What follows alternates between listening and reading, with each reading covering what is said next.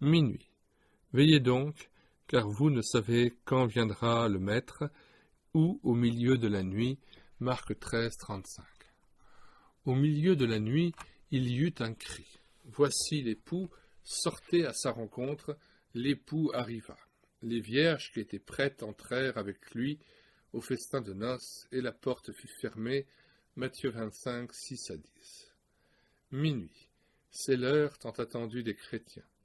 Sans vouloir dogmatiser à partir d'une parabole, mais en considérant l'ensemble des prophéties bibliques, il apparaît que le Christ reviendra chercher son épouse, l'Église, dans une période particulièrement sombre et troublée, au milieu de la nuit. Les ténèbres iront s'épaississant et les jugements déferleront sur des populations de plus en plus rebelles. Sur la grande tribulation décrite dans l'Apocalypse, l'Église en connaîtra les premières manifestations. Sous ses yeux se réaliseront les signes avant-coureurs de l'avènement de Jésus. Et parce qu'elle restera fidèle à son Maître, elle subira une hostilité grandissante, tant seront grands les désordres et la dégradation des mœurs. C'est écrit, le jugement va commencer par la maison de Dieu, 1 Pierre 4, 17. Certes, quand les nuages s'amoncelleront sur eux, les croyants pourront alors lever la tête, votre délivrance approche, Luc 21, 28. L'Église attend avec grande impatience une personne, et la preuve, c'est son ultime prière. Viens, Seigneur Jésus, Apocalypse 22, verset 20. Peut-on considérer les jugements à venir annoncés par l'Écriture sans se poser une question? Dieu n'est-il pas le Dieu d'amour, dont la miséricorde est sans borne? Et puis l'apôtre Jean ne devrait-il pas se réjouir d'apprendre que personne n'est trouvé digne d'ouvrir le livre scellé de 7 sceaux, Apocalypse chapitre 5. À n'en pas douter, sur les parchemins de ce livre sont inscrits, en dedans et en dehors, donc avec force de détail, les fléaux qui doivent frapper la terre et ses habitants.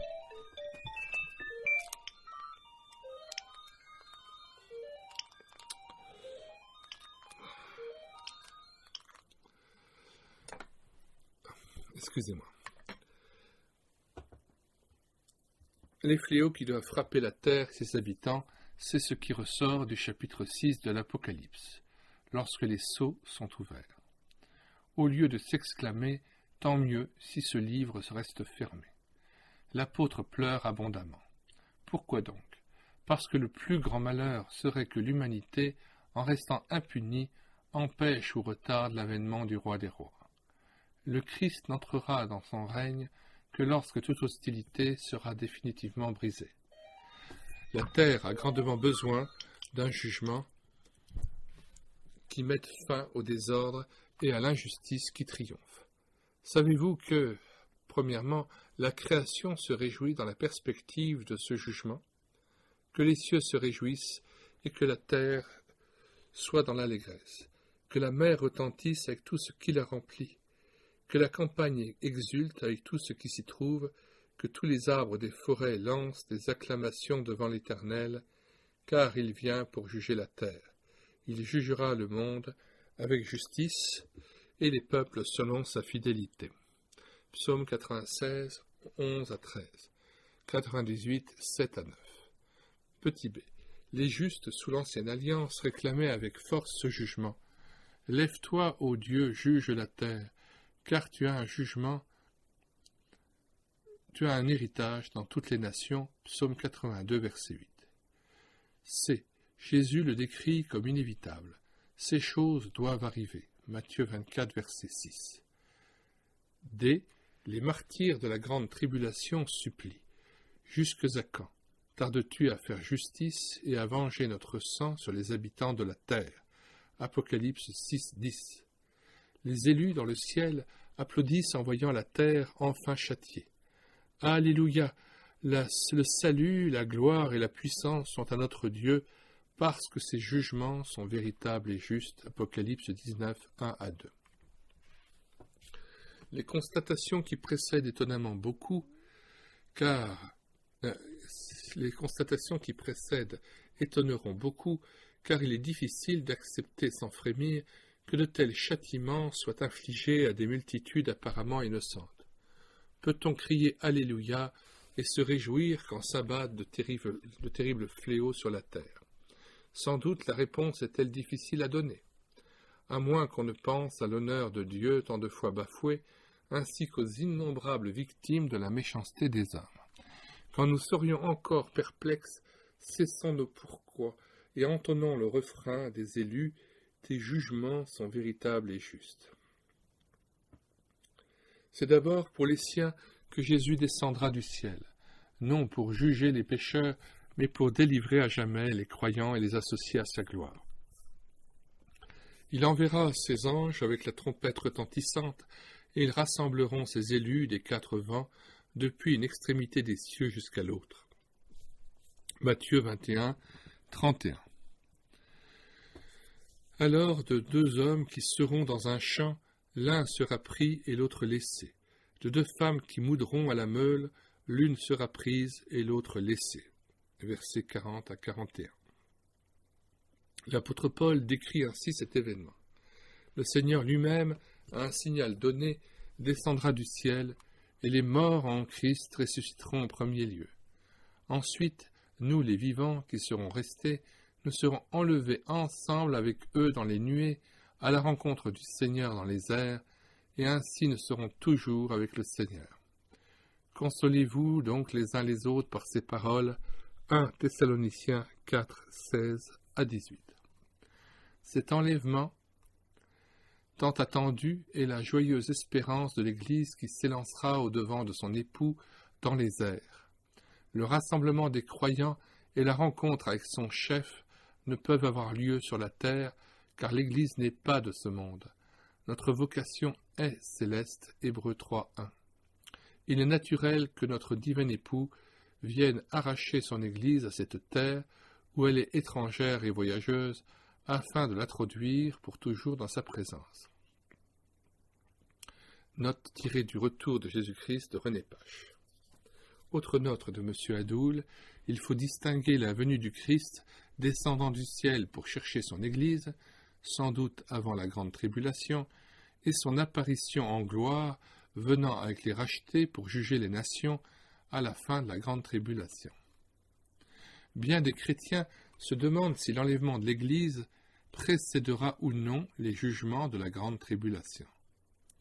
Après la parabole des 10 vierges, n'est-ce pas au milieu de la nuit que doit apparaître l'époux? Sans doute l'Église assistera-t-elle au premier soubresaut de cette tribulation et aura-t-elle à souffrir la persécution.